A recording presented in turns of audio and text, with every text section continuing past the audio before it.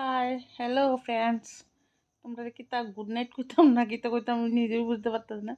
কারণ আমার আজকে সারাদিনের অবস্থা যে অবস্থা গেল, মানে আর কোয়ার মতো না। সকালে বাড়িছি, এখন আইসি দাও, এখন স্নান টান করে মাত্র ঘর ঢুকলাম। এখন বাজে 10:30-টার উপরে বাজছে। তো আমি এখন স্নান টান করে ঘর ঢুকলাম। সারাদিন তো কোনো খাওয়া দাওয়া নাই। তো এক পাগলের গান শুনতে শুনতে আর পাগলের মানে নন স্টপ, মুখটা একটা সেকেন্ডের লেগেও বন্ধ নেই, এক পাগল লেগে যে পড়ছি। এটারে মেডিকেল করাইলাম, কোর্টের কাগজপত্র সব কিছু রেডি করে নরসিংগড় লইয়া গেলাম।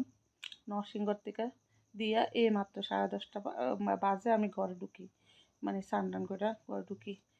ভাবছিলাম আয়া রান্না টান্না হইলে খাইয়া ঘুমামো, সারাদিন তো খাওয়া নাই। নরসিংগড়তে আইতে সময় রাস্তাতে একটু টিফিন খাইছি, আর এখন সেই কপালটাও নাই। আইয়া দেখি শুধু ভাত হয়েছে, তরকারি টরকারি কিছু না। এখন আমার কত তরকারি রান্না করতে, কও কার ভাল লাগে, কও এই আমার লাইফ না, বুঝছো নি। আর